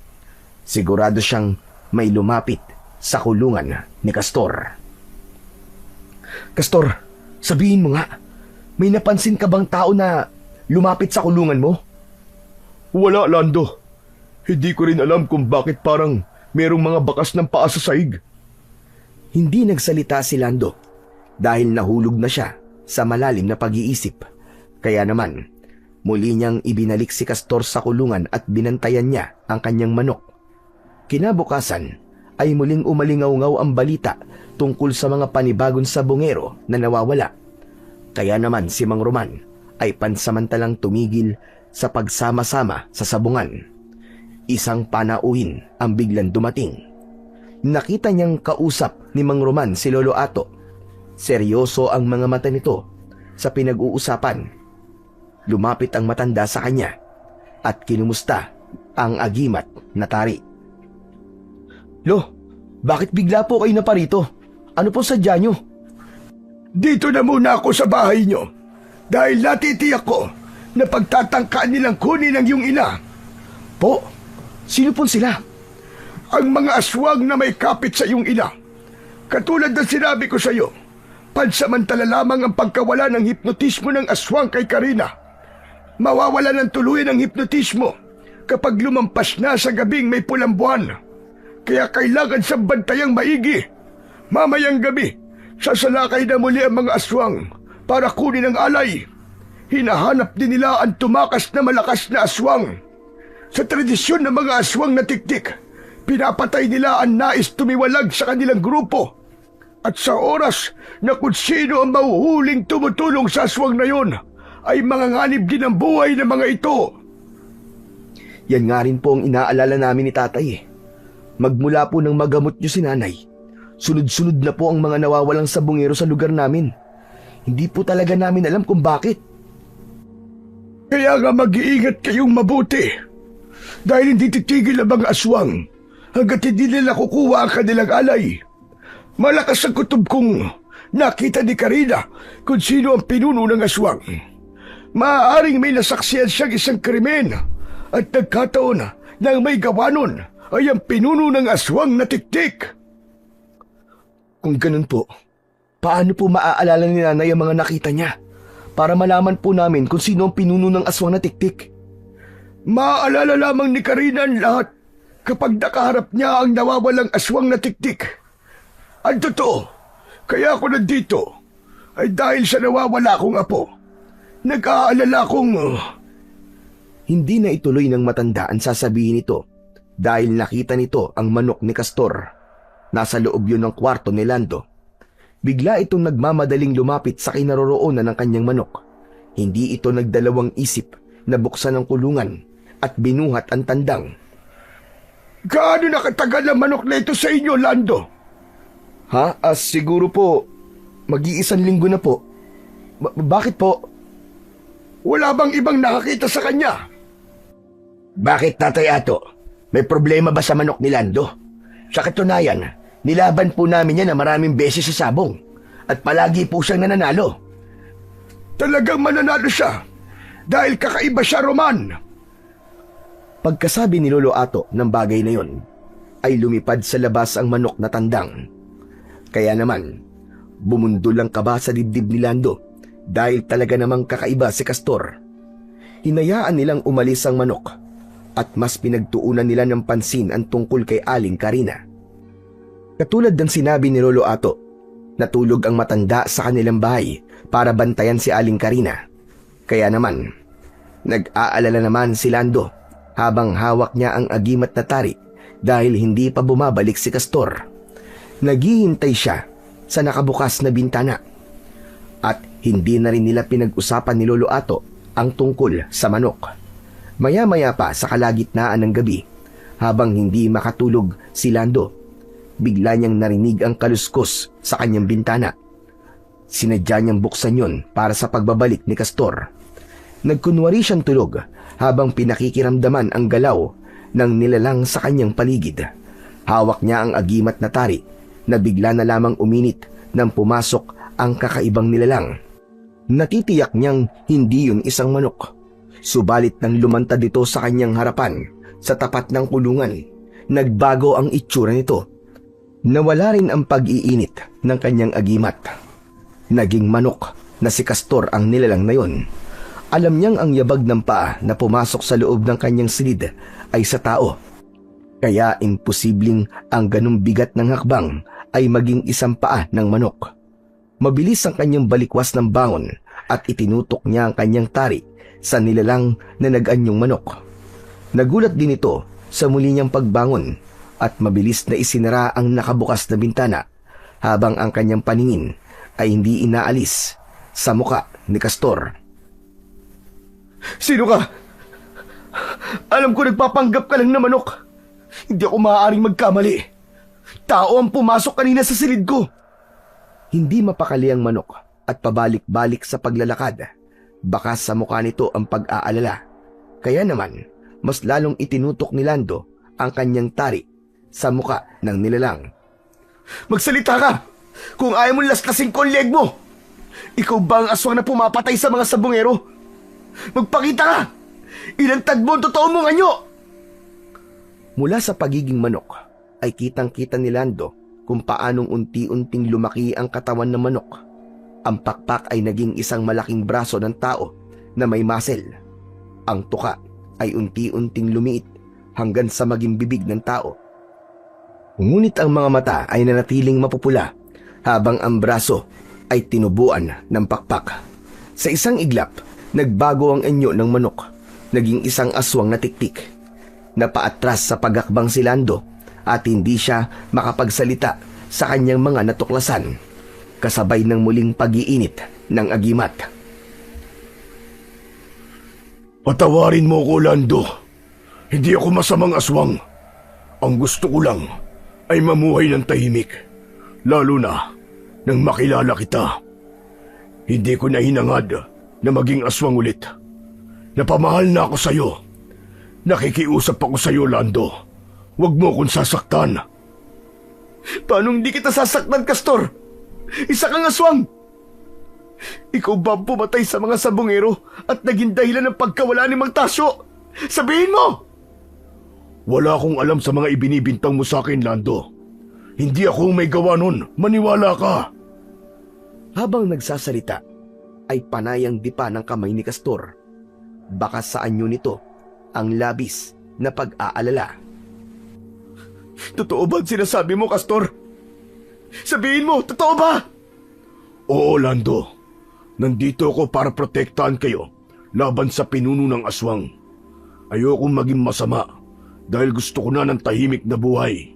Kaya't nakikiusap ako. Ibaba mo ang agimat na tari. Kapag nasugatan ako kahit konti ng hawak mong agimat, mamamatay ako at masusunog. Ibinaba ni Lando ang hawak niyang agimat na tari at patuloy na naging alisto sa kilos ni Castor. Sa pagtiklop ng kamay nito ay biglang nagbago ang anyo nito. Naging isang tao na walang damit at makintabang katawan dahil sa malapot na likidong bumabalot sa balat nito. Sa wakas ay nakita ni Lando ang tunay na anyo ni Castor kapag nasa anyong tao ito. Hindi siya makapagsalita nang makilala ang lalaki. Ikaw? Hindi ako maaaring magkamali. Ikaw yung lalaking tumulong sa amin sa kakauyan. Ikaw yung nagligtas sa amin. Dahil hindi talaga ako masamang nilalang. Ang gusto ko lang ay maranasan ang buhay ng isang normal na tao. Lumapit si Lando sa kanyang aparador at kumuha ng damit para iabot kay Castor. Sa tingin niya ay edad 25 taong gulang na ito. Iniabot niya ang kanyang lumang damit para makapagbihis ito. Pagkatapos ay biglang bumukas ang pinto. Pumasok sa loob ng kanyang kwarto si Lolo Ato, si Aling Karina at Mang Roman. Nakarinig daw ang mga ito ng ingay. Napayuko si Castor na tila nahihiya sa mga ito. Si Lolo Ato ang nakabawi sa pagkakabigla nang makilala ang lalaki. Sinasabi ko na nga ba't ikaw yan, Castor? Teka, sandali lang po, Tatay Ato. Bakit kapangalan niya yung manok ni Lando? Anong ibig sabihin nito? Hindi mo ba nakikilala si Castor, Roman? Siya ang batang nakagat mo nung 10 taong gulang pa lamang siya. Mabuti na yung malaman ni Lando ang buong katotohanan na dati kang aswang na tiktik at ikaw ang kauna-unahang aswang na napagaling ko Nang makita ko kayo na nagpagamot sa akin, nag-alala ko dahil sa palagay ko, maliban sa totoong nangyari kay Karina, natuntun ka na rin nila, Roman. Teka, sandali lang po ah. Pwede po ba daan-daan lang ang pagpapaliwanag? Naguguluhan po ako sa inyo eh. Tay, ano to? Anong ibig sabihin ito? Patawarin mo ko, anak. Matagal kong itinago sa iyo ang buong katotohanan. Dati akong aswang. Isang aswang na tiktik na pinagaling ni Tatay Ato. Sa kabila ng nagawa ko sa apo niya, ginamot niya pa rin ako. Wala akong alam na ang manok na nakuha natin ay si Castor pala, ang batang nakagat ko noon. Nabiyag si Castor ng hayop na si Marvin para gawing alagad dahil nalaman niyang aswang ang apo ko. Inisip niyang kalahi niya ito, ngunit nakatakas si Castor dahil balak na niyang mabuhay ng tahimik. Si Castor ang makapangyarihang aswang na matagal na nilang hinahanap. Balak nilang gamitin ang apo ko para sa pag-aasik nila ng lagim. Mabuti na lamang at si Lando ang tumulong sa kanya. Kaya ba, Castor? May sugat ka nung una kitang nakita sa labas ng bahay? Iniligtas ko po si Aling Karina. Sa dahilan kung bakit ako nakatakas. Sinubukan kong itago ang pagiging aswang ko. Nalaman kong si Aling Karina ang gagawin nilang alay. Pero hindi ko po alam na asawa siya ng taong kumagat sa akin. Aaminin ko, galit na galit ako kay Mang Roman. Pero bigla ko nalang naramdaman na nawala na pala ang galit ko sa kanya. Dahil mabuti kang tao, Lando. Kung ganun pala, ay may utang na loob ba ka sa'yo na dapat kong pagbayaran? Iniligtas mo ang asawa ko, Castor. Patawarin mo ko sa nagawa ko sa'yo dati. Hindi ko yun sinasadya. Wala ako sa aking sarili. Ang nakapagtataka lang, paano napunta si nanay sa lugar na yun? Yun din ang gabing natagpuan siya ni Mang Tasyo na natutulog sa tabi ng kalsada. Dahil sa hipnotismo, nagkataon na nandun din si Castor. Kaya isinama niya sa pagtakas si Karina. Sa ngayon, ay hindi mo na yan mahalaga. Kailangan mabantayan natin si Karina. Sa pilitin nilang babawiin ang alay para sa kanilang ritual. Castor, saan ka pumupunta kapag umaalis ka? Hinahanap ko kung saan nila tinatago ang mga biyag. Hindi alam ng kapwa ko aswang na may kakayahan akong gumamit ng iba't ibang klaseng anyo ng hayop. Malakas ang kutob kong sa sabungan nila'y tinatago ang kanilang biyag at sabay-sabay napapatayin sa pagsapit ng pulang buwan sa gabi ng pag-aalay. Natigil ang pagsasalita ni Castor nang bigla itong hinawakan ni Aling Karina sa balikat. Naalala ni Lando ang sinabi ni Lolo Ato na maaalala lamang ni Aling Karina ang nakita nito kapag nagtama ang kanilang mga mata ng makapangyarihang aswang na tiktik. Napaatras ang kanyang ina at nanginginig dahil sa takot. Naalala nito kung paano raw nakipaglaban si Castor para iligtas siya. Nakita rin daw nito kung saan itinatago ang mga biyag at kung paanong pinagsasaluang kainin ng mga aswang. Sa mismong sabungan, meron daw lihim na kulungan. Doon daw itinatago ang mga nawawalang sabongero. Tama, naaalala ko na. Ang mga manok na nakalaban ko ay hindi ordinaryong mga manok, kundi mga aswang na nagpapanggap na manok. At yun ang dahilan kung bakit palagi silang nananalo. Dahil ginagamit ni Mang Marvin ang pagiging aswang ng kanyang alagad para manalo sa laban at magkamal ng limpak-limpak na salapi. Sinasabi ko na nga ba't duda ko sa kanila eh. Kung ganun, si Mang Marvin pala ang pinuno ng mga aswang. Matagal na pumagitna ang katahimikan bago sila nagplano na lusubin ng kuta ng mga aswang. Nagpaiwan sina Lolo Ato at Mang Roman para bantayan si Aling Karina. Ngunit paglabas nila ng kanilang bahay ay nakita nila si Mang Marvin. Kasama nito si Alex at ang iba pang mga tauhan nito. Ganon din ang mga lalaking una nang naghahanap sa nawawalang si Castor. Tignan mo ka naman ang pagkakataon. Nagsama-sama ang mga hadlang sa buhay ko. Mukhang nalaman na yata ninyo kung ano ang sikreto ko. Tumigil ka! Alam na namin na ikaw ang pinuno ng mga aswang. Pero ako, ngayon ko lang nalaman na nasa harapan ko lang pala ang lalaking matagal ko nang hinahanap. Sinasabi ko na nga ba't kakaiba ang manok na ginamit nyo? Wala namang masasaktan kung ibibigay nyo sa akin si Karina. Hayop ka! Wala kang makukuha kahit isa sa pamilya ko. Akala mo ba? Mabubuhay ka pa pagkatapos namin malaman na ikaw ang halimaw na pumapatay sa mga sabungero. Tay, pumasok na po kayo sa loob ng bahay. Harangan niyo po ang lahat na madadaanan nila. Kami na po ang bahala ni Castor dito. Mag-iingat kayo. Pati ka na, Apo, Castor. Gawin mo ang lahat para mailigtas ang pamilya ni Lando. Alam kong magagawa mo yun dahil mabuti kang nilalang. Mabilis na kumilos ang matanda, pati ang kanyang ama, para pumasok sa loob ng kanilang bahay. Bumaba sa hagdan sina Lando at Castor para harapin ang mga kalaban. Inihanda ng binata ang agimat na tari. Si Castor naman ay muling bumalik sa pagiging aswang na tiktik. Lumipad ito sa impapawid at mula sa itaas ay kitang-kita niya ang pakikipagpambuno nito sa mga aswang. Isa-isang bumagsak ang mga ito sa lupa. Kaya naman, dala ng galit, ay nagpalit na rin ng anyo sina Mang Marvin at Alex. Si Lando ang pinuntirya ng mga ito. Sinalubong naman ng binata ang kaibigan si Alex. Bawat wasiwas niya ng kanyang tari ay naiiwasan ito at nakakaganti ng kalmot sa kanyang likod. Bumagsak sa lupa si Lando. Ramdam na ramdam niya ang hapdi ng kanyang sugat. Tumayo siya at muling hinarap si Alex. Habang tumutulo ang malapot nitong laway, mapupula ang mga mata na panay ang pag-amba sa kanya ng mga kuko. Sa biglang pagtayo ni Lando, isinabay niya ang pagsaksak ng tari sa dibdib nito. Nandalaki ang mga mata ni Alex dahil sa labis na sakit. Nagkikisay ang katawan nitong bumagsak sa lupa. Nasunog ang buong katawan nito. Masakit yon para kay Lando dahil minsan niya nang naging kaibigan ito. Sumigaw ng malakas si Mang Marvin habang umiiyak. Galit na galit ito nang makitang napatay ni Lando ang anak. Bigla itong lumipad at dinagit sa balikat si Lando. Umangat ang kanyang paa sa lupa at inilipad sa impapawid.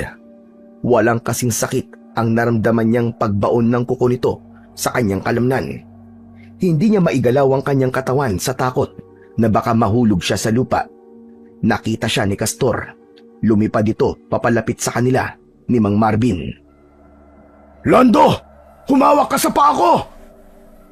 Habang patuloy siyang inililipad ni Mang Marvin, ay lumapit sa kanya si Castor.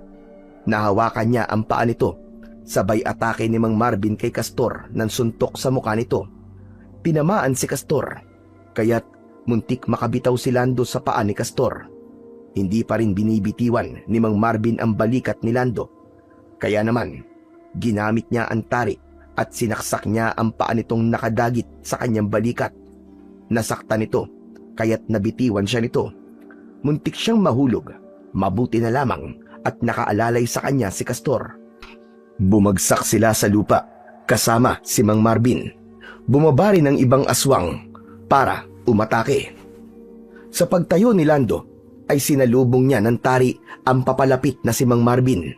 5 sunod na pagsaksak ang ginawa ni Lando sa mismong dibdib ng kalaban.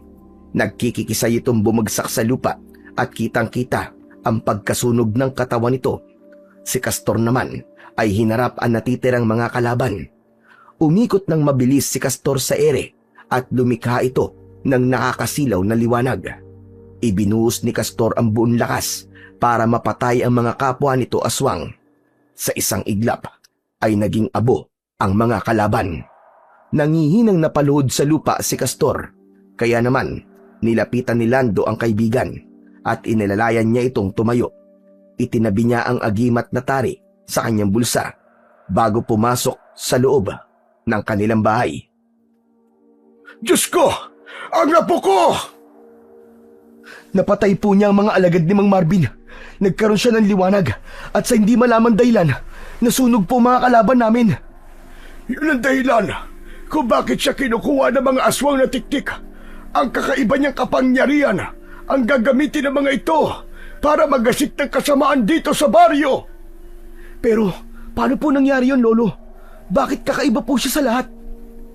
Dahil kahit kailan, hindi siya sumikim ng dugo ng tao. Ang paggawa niya ng kabutihan at pagtulong sa mga tao ang naging dahilan kung bakit nagkaroon siya ng pambihirang kakayahan. Idagdag pa na siya ay kinagat ni Roman sa araw ng mga patay. Isa yung pambihirang kaugalian ng mga aswang para magkaroon ng pambihirang lakas at kapangyarihan. Nangyari yun nang hindi sinasadya. Lolo, nararamdaman ko po na muli na akong babalik sa pagiging manok. Ang buong akala ko nun, talagang nakakaunawa lamang ako ng isip ng mga manok. Yung pala, totoong kinakausap mo, Castor. Totoo ka nagsasalita. Alam ni Castor na mabuti kang tao, Lando. Kaya nanatili siya sa inyo. Sa una, ay nagalit ako dahil anak siya ni Mang Roman. Ngunit, napamahal na sila sa akin. At nalaman ko na ganito pala ang buhay ng isang ordinaryong tao. Tatay Ato, hindi niyo ba matatanggal ang pagiging aswang ni Castor?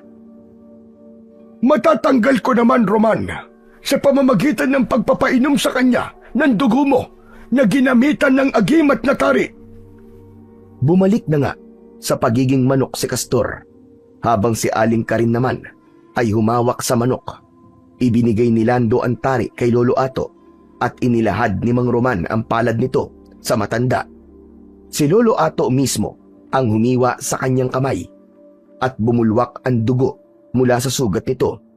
Ipinainom ni Lando ang dugo ni Mang Roman kay Castor, ngunit wala siyang nakitang reaksyon sa katawan nito. Lolo Ato, bakit ganun? Bakit hindi pa po siya bumabalik sa dati niyang anyo? Dahil bukas lamang ng umaga ay epekto ang dugo.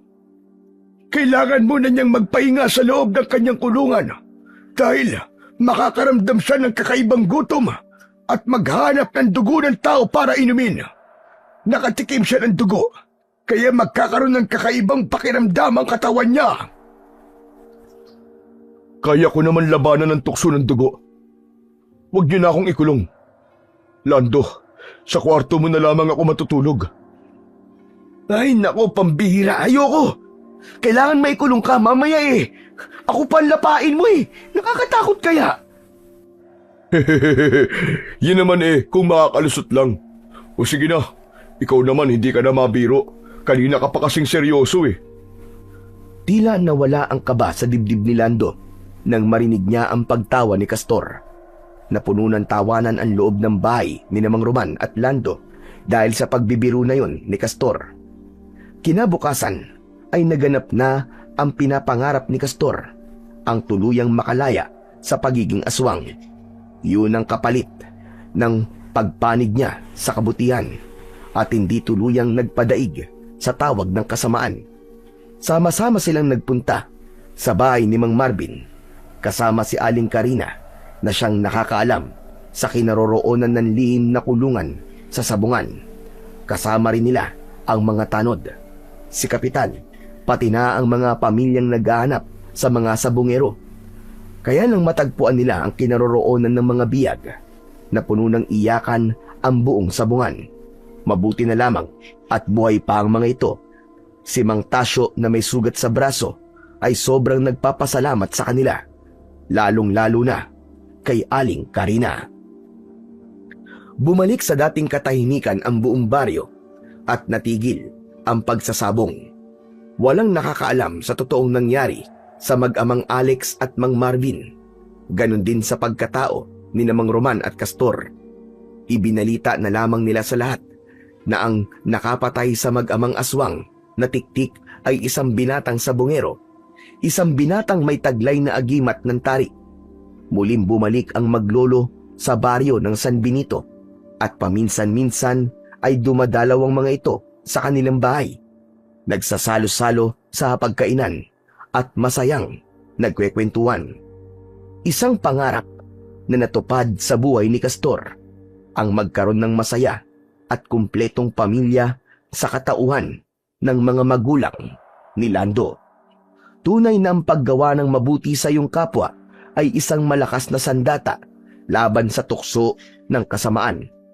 Panatilihing malapit sa Diyos upang ang buhay ay magkaroon ng katahimikan at kasiyahan.